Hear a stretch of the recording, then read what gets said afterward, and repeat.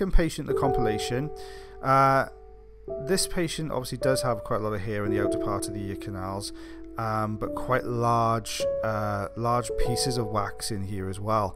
So I thought it was a good one to put in for you guys.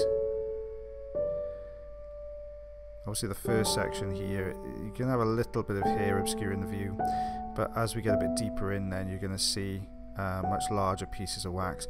So this wax is darker in colour, so that's going to indicate to me that it's a little bit older. And sometimes when you have very dark wax like this, it can also mean that the wax is a little bit drier. So what we get is a much stickier, more malleable, pliable type of wax. So very sticky. So as you try and pull this out, what's going to happen is this wax is going to start sticking to the canal walls on the way out of the canal.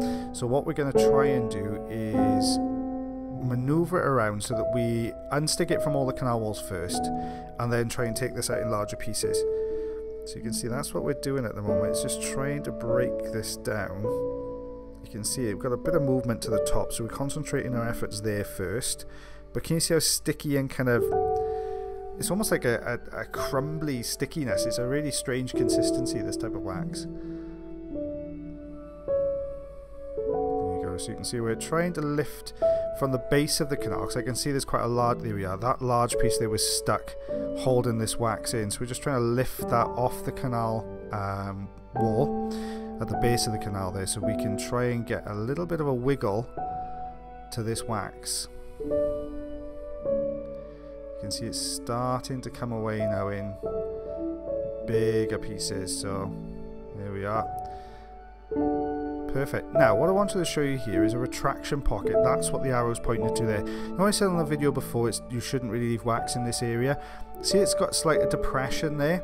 That part of the eardrum is sucked in a little bit more than the rest, so you end up with this little dent. Now if you get wax and skin debris in there, and especially if somebody's prone to ear infections, that would be a precursor for possible cholesteatoma. Now that one looks nice and clear, so no issues there. If there was any wax in that area, we would clear that out, and you can see that's why we had to take that wax away on the other patient, because you don't know what's behind it, so you always got to check that area of the eardrum. So yeah, definitely worth looking at that one. Now this is the same patient with the second ear, so much drier wax on this side. So we're going to go in with a Jobson horn, looking for any gap in the wax. Sometimes you get a nice gap at the top, so closer to where the top portion of the ear canal there, to get behind it. No obvious gap here. So what we're doing with the Jobson is breaking a chunk at the front here, tidying up them with the Zollner tube, so suctioning all the smaller pieces of earwax into the tank here at the front. So just stretching, pulling this wax from side to side. There we are, just trying to unstick this from the canal wall. You can see there's a little bit of hair in here as well, which isn't helping because it's binding this dry wax together. Trying to lift it off the base of the canal because it's really stuck here. So if I can, you can see that you get a little bit more there. Can you see a little bit more movement to the wax now? So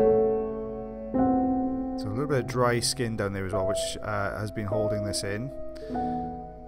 Trying to maneuver that dry skin out, but now we've unstuck it. Let's try and get behind it now with a Jobson.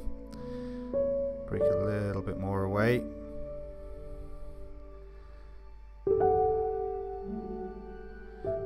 Back in now. You can see just how kind of it's that sticky crumbly stuff again on this side, with a lot of hair matted into it as well, which doesn't make it easy to remove. So just taking away lots. I do show you at the end what came out in this here as well.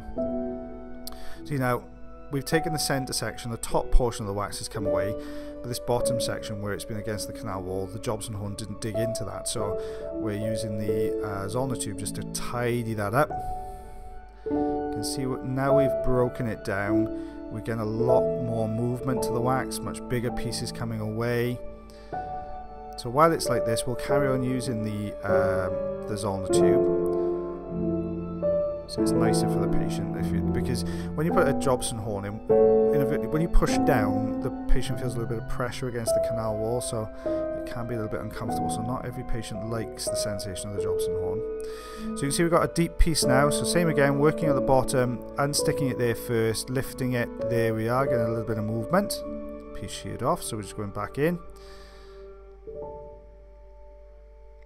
Quite a hard plug, this last bit. You can see that most people have this kind of little valley at the bottom, this pinching at the bottom of the canal there. So I'm just using the Jobson horn, the Zollner tube to hold on to this wax and try and maneuver it outwards. So lifting to try and unstick it there. Now we're starting to unstick. I can see the sheen of the eardrum as well underneath. Okay, so the bottom section's gone. We've just got to clear the top section now so we can see. I want to take a look at the attic region on this one as well, just because obviously the patient's got a retraction pocket on the other side. So it's definitely worth taking a look.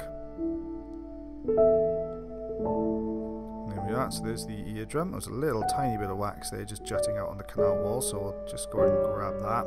Not going to cause any problems, but just get rid of it. So there's the retraction pocket on this side. So there is one, not as pronounced as the other side, but nice and clean, so that's good.